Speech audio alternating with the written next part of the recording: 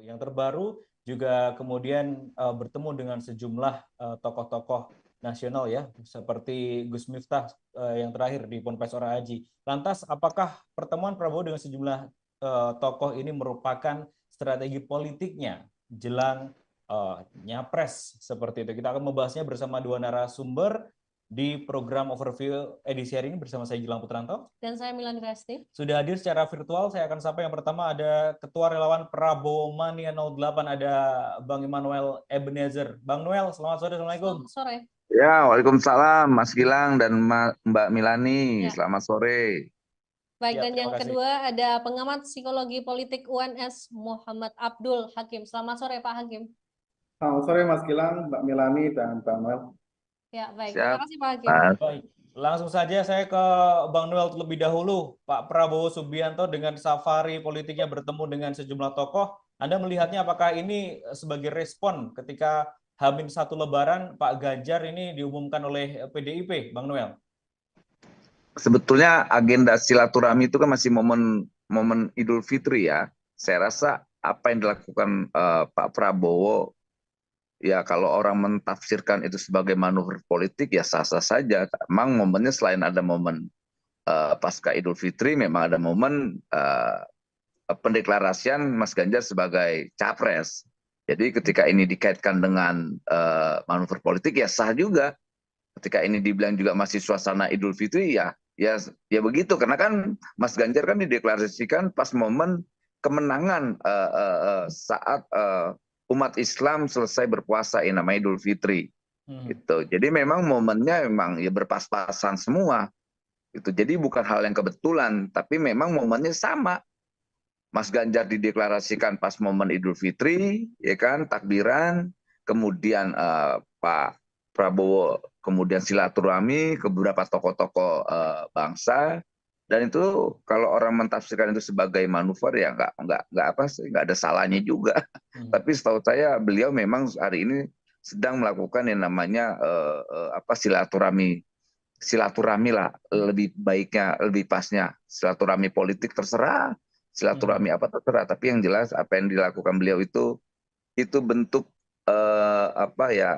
bentuk penghormatan dalam momen Fitri yang sekarang ini.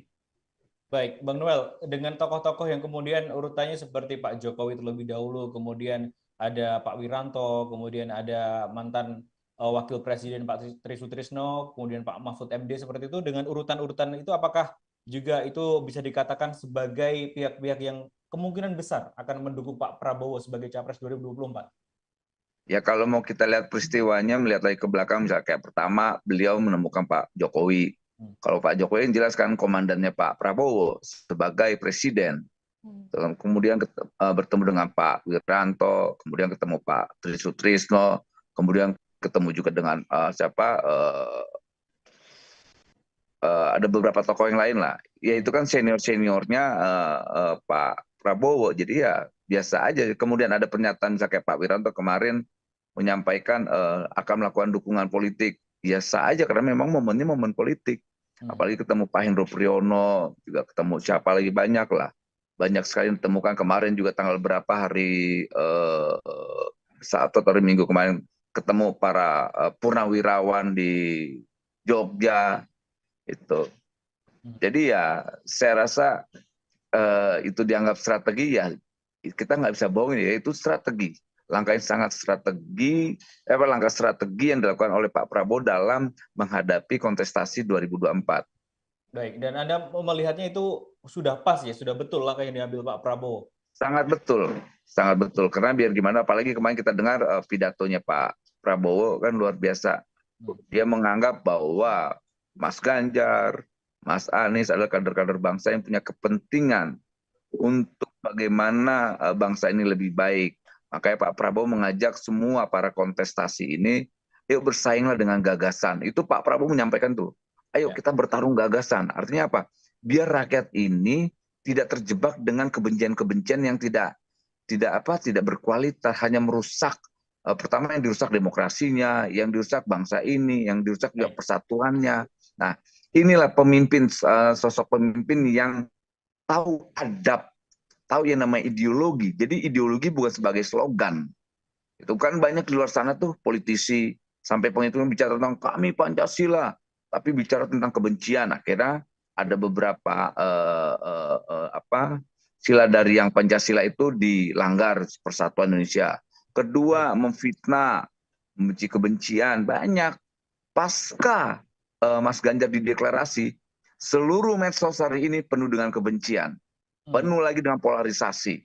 Dan itu tidak baik buat demokrasi, tidak baik buat NKRI. Nah, isi dari pidato Pak Prabowo itu kan luar biasa. Dia mengajak semua elemen bangsa, para kandidat. Ayo kita bicara tentang gagasan aja yuk. Itu kan di-challenge. Gitu loh. Dia bilang, kemarin baru ada orang yang benci saya, menghina saya, mengenyek saya. Gitu loh. Ya kita tahu itu kawan saya sendiri yang ngenyek Pak Prabowo ya. Gitu. Bukannya kita sih setuju ngenyekannya. Tidak apple to apple. Itu. Antara Ganjar misalnya dirivalkan dengan Pak Prabowo. Ya, saya bilang iya. Ya Pak Prabowo punya gagasan, Mas Ganjar tidak punya gagasan. Lantas Pak Prabowo suka baca buku, Mas Ganjar suka nonton porno. Saya bilang ya begitu, saya bilang. Baik. Baik Bang Noel, untuk awal dahulu terima kasih. Baik, terima kasih Bang Noel. Saya ke Pak Hakim. Pak Hakim, selaku pengamat psikologi politik, ini kan Prabowo sudah bisa dikatakan, banyak yang mengatakan bahwasanya ini melakukan manuver politik dengan bertemu dengan sejumlah tokoh. Nah, efek dari hal tersebut ini elektabilitas Prabowo Subianto di beberapa lembaga survei belakang ini menunjukkan bahwa ada tren kenaikan dari Prabowo Subianto. Nah, tadi bertemu dengan sejumlah tokoh termasuk dengan Presiden Jokowi. Apakah dengan naiknya tren naiknya elektabilitas Prabowo ini, apakah juga efek dari kedekatan dengan Presiden Jokowi atau bagaimana menurut Pak Hakim? Ya, sebenarnya kalau kita melihat data, ada fakta menarik bahwa sebenarnya elektabilitas Pak Prabowo itu menunjukkan tren yang meningkat dari Januari 2023. Tetapi kemudian kita melihat data juga, begitu Pak Jokowi mengajak Pak Prabowo keliling kemana-mana menunjukkan kedekatan, itu elektabilitas Pak Prabowo itu meningkat secara signifikan. Jadi saya bilang bahwa kedekatan Pak Prabowo dengan Pak Jokowi yang ditunjukkan ke publik akhir-akhir ini, itu mengamplifikasi sebenarnya tren yang sudah ada. Ditambah lagi kemarin Pak Ganjar itu mengalami semacam bencana elektoral ya, ketika beliau menolak kehadiran Israel pada Piala Dunia usia 20. Dan di situ kita melihat ada tren pelimpahan suara. Karena begini, tidak bisa dipungkiri bahwa sebagian ceruk pemilih Prabowo dan Ganjar itu sama, yaitu kalangan nasionalis perkotaan. Dan kalangan nasionalis perkotaan itu agak berbeda dengan kalangan nasionalis tradisional yang ada di daerah-daerah atau di desa-desa. Kalangan nasionalis perkotaan, menurut penelitian dari Saiful Mujani dan kawan-kawan, itu cenderung kritis gitu, sehingga tidak pernah memberikan loyalitas yang blind gitu kepada salah satu kandidat.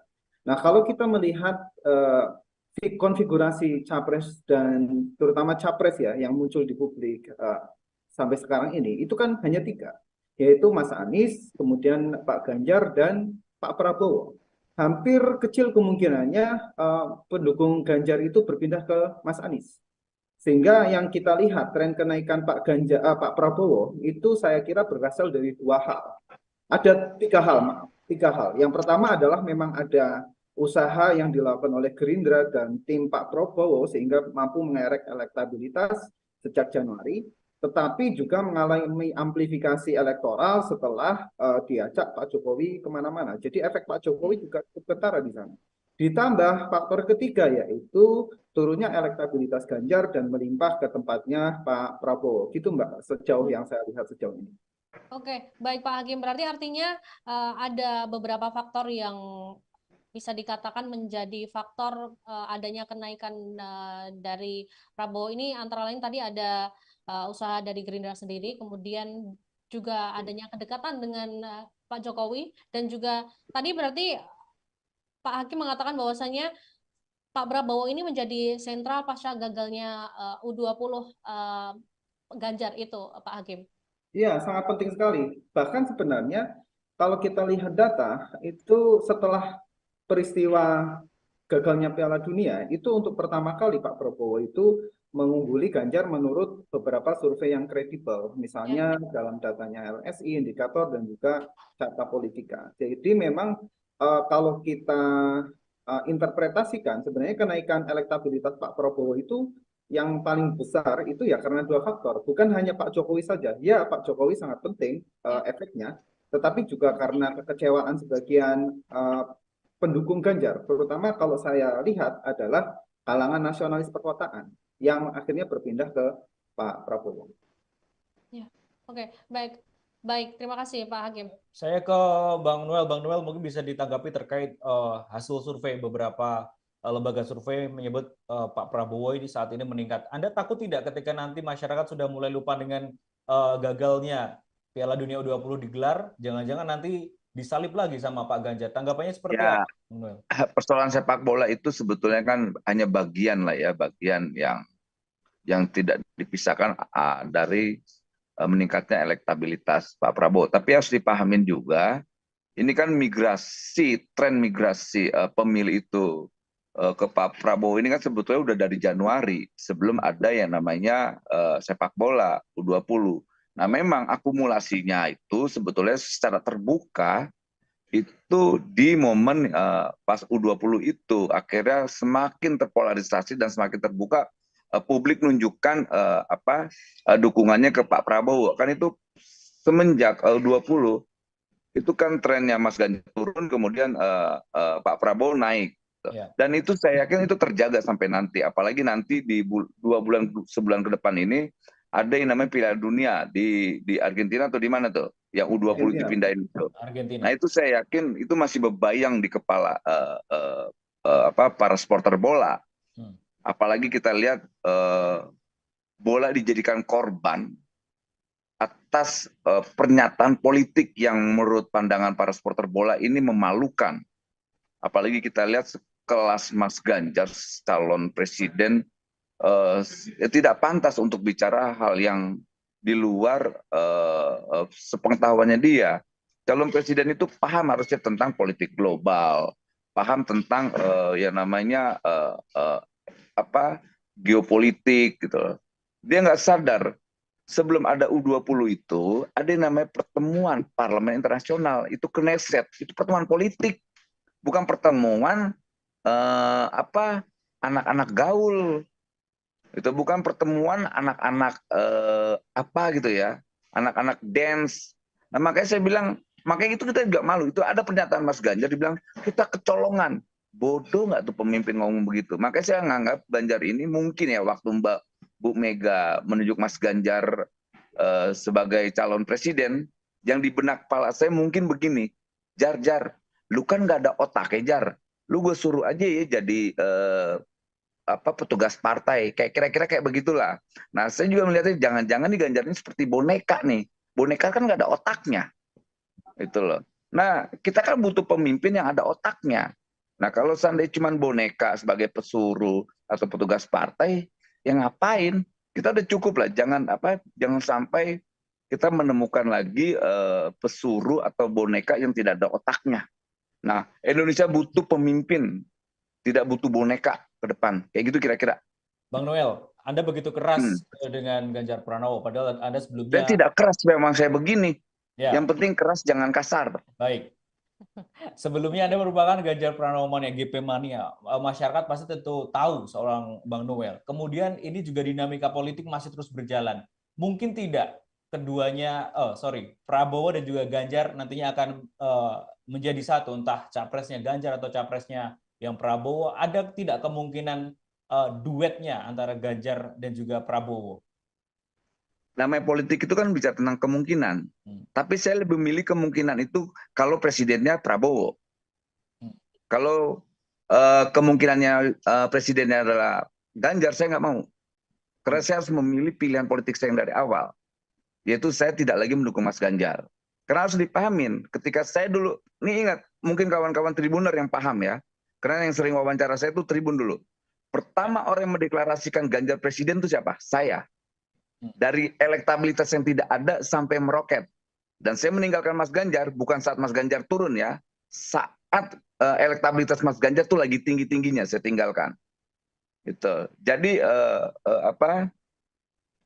saya sih tetap berharap kalaupun ada koalisi PDIP Gerindra, ya semoga koalisi itu menghasilkan Prabowo ini sebagai presiden, wapresnya Mas Ganjar.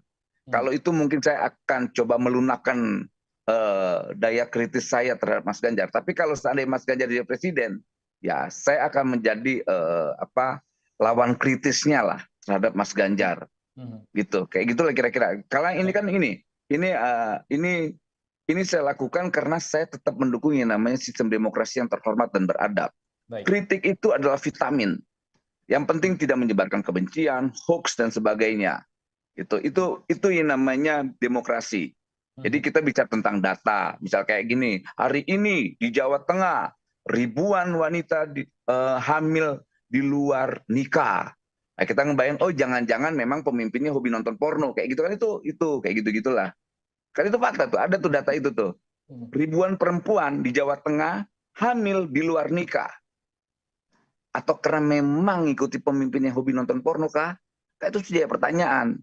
Kayak gitu. Bang Noel, ya kalau misalkan artinya pertanyaan yang tadi, ketika Prabowo dan juga Ganjar kemungkinan andai kata bersatu, mungkin tidak Prabowo kemudian merelakan dia berada di posisi wakil presiden. Tapi kalau dengan statementnya saat momen Lebaran kemarin, beliau menyampaikan partai saya juga sudah agak kuat nih. Iya dong. Gini, Pak Prabowo sudah menyampaikan berkali-kali, saya ini pejuang, saya bukan pecundang. Semenjak saya masuk Kopassus, saya dididik menjadi pejuang. Dan itu kata-kata itu harus diingat. Nah, Pak Prabowo ini seorang ksatria. Ini kan Prabowo ini kan sering ditipu, orang ini sering ditipu, saking baiknya, orang baik itu kan selalu begitu, kayak Jokowi lah, Presiden Jokowi, saking baiknya, ditipu sama sekelilingnya. Nah Pak Prabowo juga begitu. Ada cerita batu tulis, sejarah yang menulis itu tulis, namanya batu tulis, yang coba menjanjikan Pak Prabowo untuk menjadi presiden. Nah saya sudah ingatkan Pak Prabowo, jangan mau lagi Pak, udah Bapak jadi presiden aja. Bapak kalah, terhormat, menang pun akan tetap menjadi orang terhormat. Karena Pak Prabowo itu mengerti sekali bagaimana menghormati pendukungnya, bagaimana juga menghormati bangsa ini, dan bagaimana menjadi orang yang terhormat. Nah, kita butuh benar-benar orang yang punya bisa menjaga kehormatannya dengan cara yang bermartabat. Nah, itu yang disampaikan Pak Prabowo kemarin dalam pidatonya. Ayo kita bicara tentang gagasan. Bang Itu Noel, baru, itu challenge yang benar. Baik, berarti kecil kemungkinan Pak Prabowo mau jadi wapresnya Ganjar. Kalau Pak Prabowo jadi wapresnya Ganjar, saya undur diri. Karena saya pendukung Pak Prabowo sebagai presiden, bukan sebagai pendukung wapres. Itu saya tegaskan berkali-kali di semua lini media, media mainstream, non-mainstream, dan semua. Saya Kalau katakan Pak Prabowo sikap menjadi tegas wapres, saya, artinya Anda berhenti mendukung Prabowo, seperti itu? saya undur diri dan berhenti mendukung Prabowo. Baik, terima kasih Bang Noel. Oke, terima kasih Bang Noel. Saya ke Pak Hakim, menyambung dari pertanyaan tadi kepada Bang Noel. Melihat duet antara Ganjar dan juga Prabowo ini, realistiskah Pak Hakim? Ya, sebelum ke sana saya ingin mengomentari dulu dari pernyataan dari Bang Noel tadi soal tren elektabilitas Pak Prabowo. Memang benar elektabilitas itu naik dan kemudian teramplifikasi oleh kedekatan dengan Pak Jokowi dan juga kasus FIFA. Nah, kalau kita lihat dua sumber amplifikasi atau yang mengakselerasi elektabilitas Pak Prabowo ini nampaknya akan terancam hilang. Untuk faktor Jokowi jelas kemarin pada saat pencapresan Mas Ganjar itu jelas Pak Jokowi duduk di samping dan selama ini publik bahkan lebih sering mengasosiasikan Pak Jokowi dengan Ganjar daripada dengan Pak Prabowo. Baru akhir-akhir kemarin saja kemudian Pak Jokowi banyak mengajak Pak Prabowo keliling kemana-mana dan punya imbas elektoral. Tetapi ketika sumber dukungan elektoral ini berpindah dan secara eksplisit berada di samping Ganjar, maka orang akan beralih juga kembali ke Ganjar. Kemudian yang kedua, di politik elektoral itu memang ada faktor momentum gitu ya. Kejadian-kejadian insidental yang tidak ada yang menduganya, tapi kemudian punya efek elektoral yang signifikan. Itu sudah diteliti dengan sangat baik oleh Aachen dan Pertels. Dan itu nampaknya yang terjadi pada apa namanya Pak kemarin ketika dipaksa quote and quote ya dipaksa untuk menolak kehadiran Israel. Tetapi kemampuan publik, ingatan publik terhadap peristiwa-peristiwa semacam ini cenderung pendek usianya. Dan publik gampang sekali memaafkan atau bahkan melupakan kejadian-kejadian seperti ini. Ketika kejadian itu soal penolakan kegagalan Piala Dunia terjadi, kemudian sebagian lembaga melakukan survei, itu tentu peristiwa gagalnya Piala Dunia masih ada di top of mind para pemilih. Tetapi saya bayangkan dalam 1 tahun ke depan itu situasi akan riuh dan noise-nya banyak sekali. Dan yang diingat publik adalah peristiwa yang signifikan. Dan disinilah kemudian efek kegagalan Piala Dunia saya pikir akan berkurang dan itu sudah terjadi pada pemilihan-pemilihan sebelumnya. Nah kemudian masuk ke soal berbagai simulasi ya konfigurasi antara capres dan cawapres. Memang kalau kita lihat dari perspektif koalisi incumbent pemerintah sekarang, idealnya Pak Ganjar bergandengan dengan Pak Prabowo. Dan nampaknya Presiden Jokowi mengarah ke sana sebenarnya. Tetapi secara psikologis saya membaca Pak Prabowo sendiri mengalami dilema elektoral. Kalau beliau maju sebagai cawapres, tentu peluangnya untuk menjadi pejabat publik di level tertinggi di Indonesia, walaupun nomor 2, itu akan tercapai. Dan beliau sudah berusaha, berjuang untuk mencapai istana, itu sudah bertahun-tahun, berkali-kali beliau mencalonkan diri, termasuk juga pernah menjadi calon wakil presiden dari Bu Megawati, itu pun gagal. Jadi sebenarnya secara pribadi bagi Pak Prabowo mendapatkan posisi sebagai cawapres atau wapres terpilih itu adalah sesuatu yang positif, sesuatu yang beliau pernah bayangkan juga dulu ketika maju dengan Bu Megawati. Tetapi ada semacam efek negatif di sana. Ketika Pak Prabowo maju sebagai cawapres, itu berpotensi besar menimbulkan kerugian elektoral bagi Partai Gerindra. Mengapa demikian? Karena nanti orang-orang yang selama ini yakin dan percaya bahwa Pak Prabowo adalah capres, itu akan kecewa. Termasuk Bung Noel sendiri kan sudah menyatakan tadi, kalau Pak Prabowo tidak maju sebagai capres, beliau akan mundur beserta tentu pengikut-pengikutnya. Jadi jelas positioning Pak Prabowo dalam cawapres ini akan menentukan elektabilitas dari beliau sendiri dan juga Partai Gerindra. Jadi kalau dihitung-hitung, kira-kira perhitungannya begini. Saya maju sebagai cawapresnya Ganjar, peluangnya besar dan didukung oleh koalisi, tetapi Gerindra ada potensi kemudian tersalib oleh Partai Golkar dan Nasdem, atau saya memilih untuk maju sebagai capres, Gerindra dapat suara banyak, dan di sisi lain jangan salah bahwa di antara koalisi besar ini sudah muncul wacana the winner can't take all.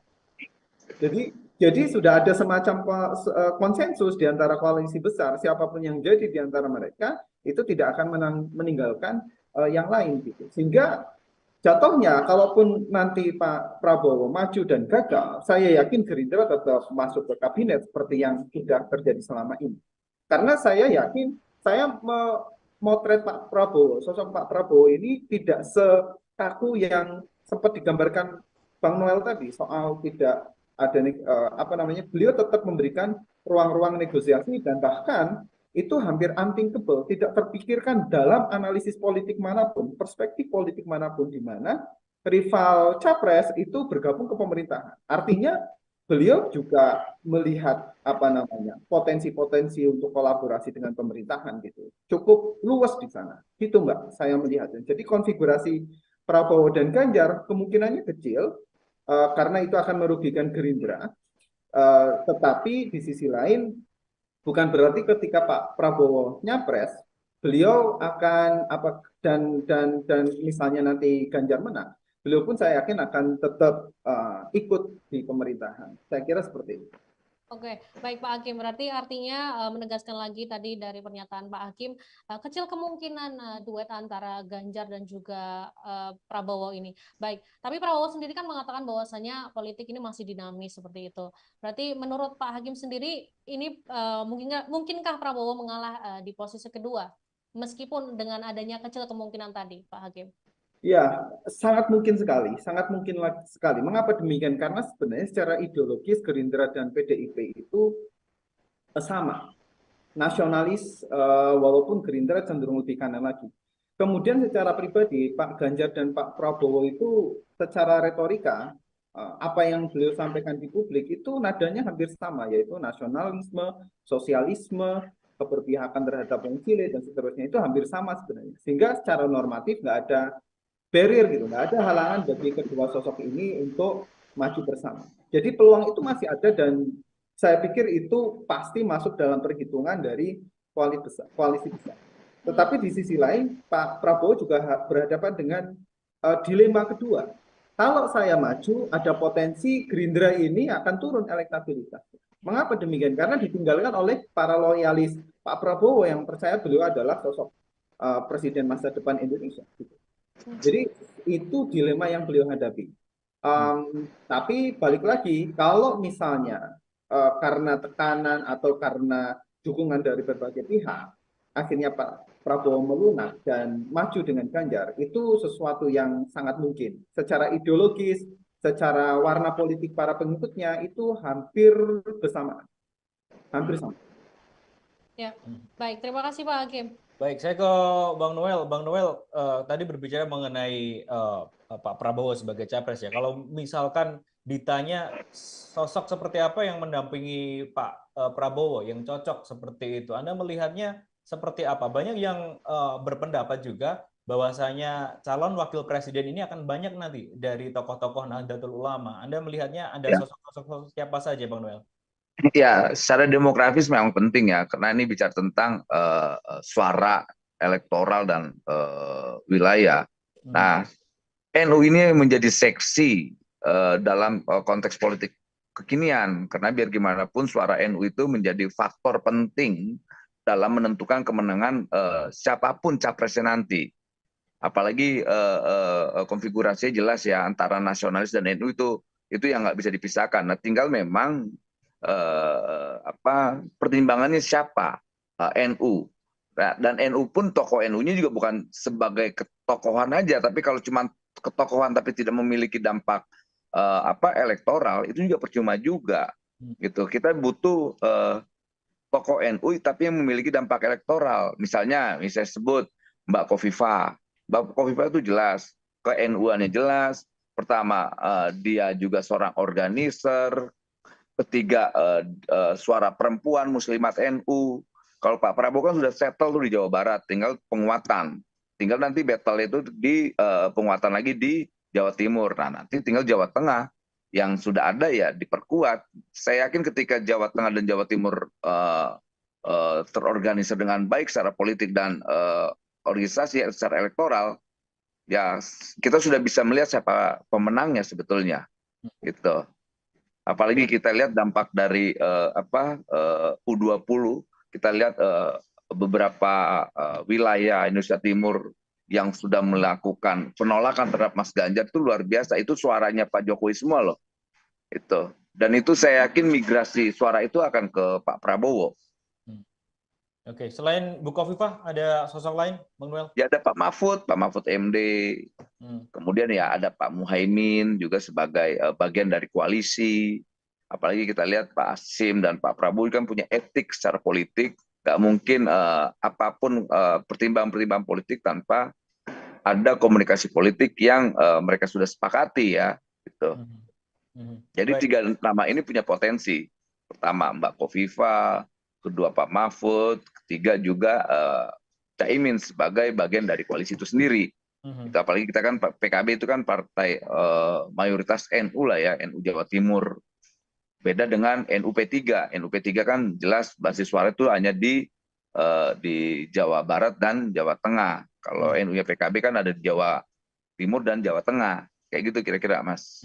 Baik, Gilang. kalau berbicara mengenai koalisi seperti itu, kira-kira untuk KKIR ini ya, antara Gerindra dan juga PKB ini, kira-kira harus kapan nih timingnya untuk kemudian bergabung, mengumumkan capres secara bersama-sama, atau mungkin pengumuman bergabungnya dengan koalisi. Anda melihatnya seperti apa kemungkinan itu? Ya, Mungkin kalau nanti saya sih juga hanya akan bisa menganalisa dijawab ya. juga oleh ini ya, Pak Hakim ya. Tapi Bang Noel seperti apa? Saya karena itu bukan domain saya tidak bisa mengira-ngira. Tapi kalau sebagai sebuah analisa mungkin bisa ya. Yang paling bagusnya jangan terlalu lama, gitu. Jangan terlalu lama mendeklar wapres ya. Karena nih wapres ini menjadi seksi juga, menjadi penentu dalam menentukan dampak elektoral kan wapres ini. Bukan soal elektabilitas saya, tapi elektoral juga. Kalau salah wapresnya juga percuma itu. Saya punya kekhawatiran kalau seandainya Pak Prabowo salah mengambil wapresnya. Apalagi wapresnya kalau tidak punya elektabilitas, kemudian juga tidak memiliki dampak elektoral, suara. Nah, Pak Prabowo itu butuh yang punya benar-benar selain punya dampak elektabilitas, punya juga dampak elektoral. Gitu. Kalau Dampak kemungkinan, suara ini penting. kalau Gimana? kemungkinan Pak Erick Thohir seperti apa, Bang Noel? Saya nggak ngerti. Erick Thohir kan hanya punya partai BUMN. Tapi juga anggota GP Ansor loh, Bang. Kan dia tiba-tiba jadi ansor, tiba-tiba jadi ketua panitia ini, tiba-tiba jadi politisi, tiba-tiba jadi tukang sayur. Ini kan polisi tiba-tiba, Erick Thohir. Erick Thohir itu politisi tiba-tiba jadi tukang sayur, tiba-tiba jadi stand up komedi, tiba-tiba jadi NU, pokoknya serba tiba-tiba lah dia. Partainya dia itu cukup signifikan, partainya Erick Thohir, namanya Partai BUMN. Oke, artinya untuk kalau berbicara mengenai sosok dari Nahdlatul Ulama, tadi Anda menyebut ada Bu Khofifah, Pak Mahfud MD dan juga Cak Imin, seperti itu. Iya, kecuali Erick Thohir yang NU tiba-tiba ini benar-benar NU, dia kan tidak NU, dia NU tiba-tiba. Baik, gitu. Bang Noel. Tiba-tiba jadi NU. Oke, baik Bang Noel. Saya ke Pak Hakim. Pak Hakim, tadi kan Bang Noel menyampaikan khawatir kalau salah ambil wapres seperti itu. Tadi kan sudah menyebutkan ada Bu Khofifah, kemudian Mahfud dan juga Caimin. Melihat hal itu, Pak Hakim, siapa sosok yang menurut Pak Hakim cocok disandingkan dengan Prabowo? Ya, saya sebenarnya agak setuju juga dengan apa yang disampaikan Bang Noel, tetapi ada satu hal yang menarik menggelitik buat saya sendiri ya. Saya yakin, saya sangat tertarik menunggu siapa cawapres yang dipilih oleh Pak Prabowo. Karena itu akan menjadi penanda, indikator, apakah Pak Prabowo ini maju sebagai capres karena yakin menang akan menjadi presiden, atau karena membela Gerindra, menyelamatkan suara dari Gerindra. Kalau misalnya cawapresnya adalah sosok yang mungkin bukan ketua partai dan cawapres ini memang punya persepsi publik yang kuat, citra yang sangat disukai oleh masyarakat, berarti saya membacanya Pak Prabowo bertarung untuk menang. Tetapi kalau misalnya nanti cawapresnya adalah sosok yang secara publik kalau kita lihat dari berbagai survei elektabilitasnya rendah atau kurang terlalu tinggi, tetapi beliau punya mesin politik yang kuat, saya membacanya Pak Prabowo maju sebagai capres untuk membela Gerindra, gitu. Jadi bacaan saya seperti itu. Nah, kalau siapa yang cocok, saya setuju dengan pernyataan Bang Noel bahwa faktor NU itu masih menjadi signifikan. Mengapa demikian? Karena NU ini bukan organisasi ormas Islam ansih begitu saja. Bukan sebuah organisasi yang terstruktur dan terlembaga dengan baik. NU itu sebenarnya adalah organisasi massa kalau kita baca apalagi dalam perspektif politik. Sehingga walaupun struktur organisasinya cenderung loose atau kurang tertata dengan rapi, tetapi efek elektoralnya sangat kuat. Mengapa demikian? Kalau seorang capres berhasil mendapatkan dukungan NU atau PBNU, maka dia sebenarnya berhasil memenangkan simpul-simpul kultural pada level grassroots. Sehingga memang tepat kalau pilihannya adalah kalangan dari NU kalau pengen menang atau memperkuat elektabilitas Gerindra. Tinggal pilihannya siapa, apakah Khofifah, Mahfud MD, atau Caimin. Ini kan tiga tokoh NU yang selama ini cukup dikenal punya rekam jejak panjang sebagai orang NU. Istilahnya Bang Noel kan seperti itu sebenarnya. Nah, dari tiga ini karakternya beda-beda. Saya membacanya kalau misalnya nanti Pak Prabowo memilih Khofifah atau Mahfud MD, berarti beliau memang maju ke Pilpres untuk menang. Ya, oke. Artinya Pak Hakim, dari ketiga nama tadi, yang menurut Pak Hakim sendiri yang paling cocok untuk disandingkan dengan Prabowo, siapa Pak Hakim? Kalau saya tentu hanya bacaan dari jauh gitu. Kalau bacaan dari jauh itu hanya mempertimbangkan soal elektabilitas dan seterusnya. Tetapi dalam politik, real politik itu kan tidak hanya bermodalkan elektabilitas, tetapi apakah si cawapres itu punya sumber daya yang cukup. Mengapa demikian? Karena Pak Prabowo ini butuh sumber daya. Beliau bukan incumbent. Beliau tidak punya aparatus politik yang masuk sampai ke level kabupaten, kecamatan, dan desa. Pak Prabowo ini sangat mengandalkan satu Gerindra, dan yang kedua adalah loyalis dan simpatisannya, relawan-relawannya. Sehingga butuh juga partner berjuang yang juga punya suara, tetapi di sisi lain juga punya cukup modal. Gitu. Sehingga kalau kita lihat dari tiga sosok NU yang selama ini muncul, itu punya plus minus gitu ya. Caimin jelas punya PKB dan dia punya pengaruh yang sangat kuat di kalangan pemilih NU. Tetapi akhir-akhir ini Caimin juga mulai digoyang oleh usaha PBNU untuk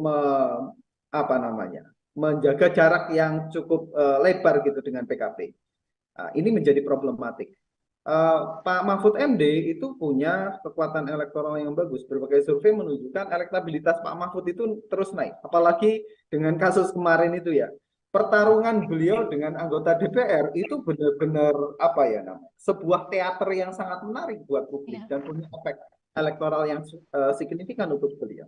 Tetapi masalahnya Pak Mahfud MD bukan sosok yang punya partai politik, dan dari segi modal ekonomi, sumber daya kita nggak tahu. Selama ini beliau tidak dikenal sebagai sosok yang kuat soal sumber daya. Bu Khofifah itu jelas sangat kuat di Jawa Timur, merepresentasikan perempuan, dan selama ini beliau punya jejaring yang sangat kuat di antara jamaah muslimat. Tapi saya baca, maaf Bang Noel, kalau saya lihat Bang, Bu Khofifah ini cenderung segmented pendukungnya, masih sangat segmented, entah itu berbasis daerah atau berbasis gender, sehingga Bu Khofifah ini juga punya resikonya sendiri gitu. Jadi kalau kita lihat ketiga tokoh ini punya plus minusnya sendiri, Mbak Melani. Ya, baik Pak Hakim. Tentunya kita sama-sama menunggu siapa nanti cawapres yang akan diumumkan oleh Gerindra. Kemudian Pak Hakim, menurut Pak Hakim sendiri, kapan waktu yang pas untuk Gerindra ini mendeklarasikan cawapres dari Prabowo? Ya, kalau kita lihat sekarang Pak Prabowo kan masih mencoba membangun koalisi yang kuat. Akhir-akhir ini beliau banyak juga bersafari selain ke tokoh-tokoh militer juga ke tokoh-tokoh Golkar. Pak Erlangga itu kita baca itu sangat intensif komunikasinya. Sampai Mei itu kalau tidak salah sudah 3 kali beliau bertemu dengan Pak Erlangga, entah itu di Golkar, entah itu di Gerindra atau di tempat lain. Dan setiap pertemuan itu bisa 1 jam, 2 jam, 3 jam, sehingga sangat intensif. Dan artinya bahwa Pak Prabowo ini masih berusaha untuk mendapatkan dukungan dari Golkar. Dan Golkar ini adalah partai besar yang bisa membantu Pak Prabowo dari quote and quote ketergantungan dengan Caimin. Gitu. Kalau misalnya Prabowo dapat dukungan dari Golkar, kalaupun PKB keluar dari koalisi itu tidak masalah. Sehingga saya kira saat ini masih dinamis. Banyak hal yang terjadi karena Golkar juga punya kepentingan kalau Pak Erlangga maju sebagai capres atau cawapres itu juga akan menaikkan elektabilitas Golkar. Sehingga saya yakin bulan-bulan ini Mei, Juni, Juli itu masih proses negosiasi. Jadi kalaupun Pak Prabowo mendeklarasikan diri, saya pikir mungkin di penghujung tahun ini atau setidaknya di belahan kedua tahun ini, bulan Agustus, September, saya pikir itu momen yang tepat. Ya, oke Pak Hakim, kita sama-sama menunggu baik. Terima kasih Pak Hakim. Baik, mungkin sebelum kita tutup, saya akan minta closing statement dari masing-masing narasumber. Saya pertama ke Bang Noel terlebih dahulu, sekaligus seperti apa ini yang kuda-kuda yang disiapkan teman-teman relawan, Bang Noel dan juga teman-teman terkait mengawal elektabilitas Prabowo menuju Pilpres 2024. Ya, saya keras sebagai pendukung beliau, Prabowo Mania, ya kita akan tetap melakukan kerja-kerja hal yang strategis untuk bagaimana memenangkan Pak Prabowo. Karena kita kan punya pengalaman bagaimana memenangkan Pak Jokowi. Jadi ya strategi itu kan nggak mungkin kita umbar lah ya. Dengan segala hormat, saya tidak mungkin mengumbar, tapi strategi tidak terlalu jauh dengan waktu kita memenangkan Pak Jokowi lah. Itu kira-kira gitu. Nah, kedua, ya kita berharap 2024 nanti semoga aja kita mendapatkan pemimpin Republik ini yang benar-benar berkualitas lah, bisa menjaga Republik ini, bisa menjaga demokrasi, biar gimana pun kita, khususnya kayak saya yang dulu punya latar belakang aktif 98, kita berharap kualitas demokrasi kita itu benar-benar ada gitu loh. Kita tidak mau demokrasi kita itu dibajak. Kita mau demokrasi kita dikuatkan. Artinya apa? Rakyat mampu mengontrol kekuasaan itu dengan cara yang bisa dihormati. Jangan sampai ketika nanti siapapun penguasanya represif. Represif tidak bisa, kita tidak mau. Kita mau nanti penguasa itu paham tentang demokrasi dan mau yang namanya penguatan demokrasi. Dan tidak kalah penting adalah bagaimana sebelum 2024 ada yang namanya rekonsiliasi. Karena bahaya sekali, karena dampak 2014, 2017, dan 2019, polarisasi itu terasa sampai sekarang. Apalagi pasca Mas Ganjar dideklarasiin, itu semakin kencang lagi polarisasinya. Dan untung kemarin Pak Prabowo melakukan pidato yang luar biasa. Dia bicara tentang, udahlah jangan kayak begitu-gitu lagi, yuk kita bicara tentang gagasan. Nah, tantangan ini dijawab seharusnya oleh Ganjar, oleh Mas Anies dan semua. Jangan cuma wacana perubahan. Perubahannya apa? Nggak tahu isinya. Yang satu, ya bikin konten aja, lari-lari, makan sendirian, di foto-foto gitu loh. Kita kan nggak mau yang begitu. Kita mau apa? Kan saya sering menyampaikan, Ganjar itu tidak punya gagasan. Apalagi sekarang saya bilang Ganjar itu tidak beda dengan boneka yang nggak ada otaknya, kayak gitulah. Oke, terima kasih Bang Noel. Terima kasih Ya. Pak. Saya ke Pak Hakim, silakan memberi closing statement dari diskusi kita pada sore hari ini. Silakan Pak Hakim. Ya, Pak Prabowo ini adalah sosok capres yang memang patut diperhitungkan, tetapi saya kira semakin ke sini peluang Pak Prabowo untuk bisa memenangkan capres itu semakin menipis, sehingga hari-hari ini kita sangat menarik untuk melihat bagaimana manuver-manuver beliau yang berakhir pada siapa cawapres yang akan beliau pilih. Pertanyaannya tinggal apakah nanti cawapresnya Pak Prabowo ini menunjukkan bisa menjadi penanda bahwa Pak Prabowo ini maju ke Pilpres untuk menang atau sekedar mencoba untuk mempertahankan suara Gerindra. Dan itu kita akan bisa lihat dari sosok yang dipilih sebagai cawapres beliau. Ya. Oke, baik. Terima kasih sekali lagi untuk kedua narasumber, Bang Noel. Terima kasih. Oke, Gilang, Milani, Pak Hakim. siap. Terima kasih. Baik. Terima kasih Mas Hakim. Siap, Mas Hakim. Dalam program Overview edisi hari ini 4 Mei 2023. Jangan bosan-bosan ngundang gue ya. Anda bisa kembali mengikuti setiap hari Kamis mulai pukul 16.00 waktu Indonesia Barat. Terima kasih, saya Gilang Putranto. Dan saya Milani. Siap, Gilang. Siap, Melani. Assalamualaikum warahmatullahi wabarakatuh. Terima kasih sudah nonton. Jangan lupa like, subscribe, dan share ya.